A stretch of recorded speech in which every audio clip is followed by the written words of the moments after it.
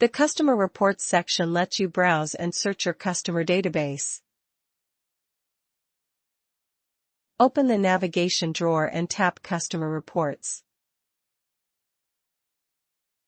The Customer List tab shows all customers with their phone, birthday, last visit, visits, purchases, and loyalty points.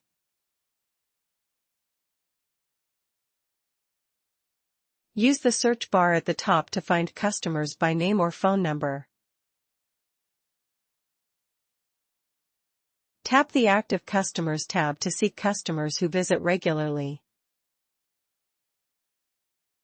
The Low Visit Customers tab highlights customers who haven't visited recently, helping you re-engage them.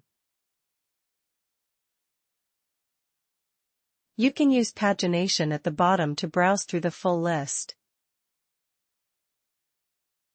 These reports help you understand your customer base and drive repeat visits.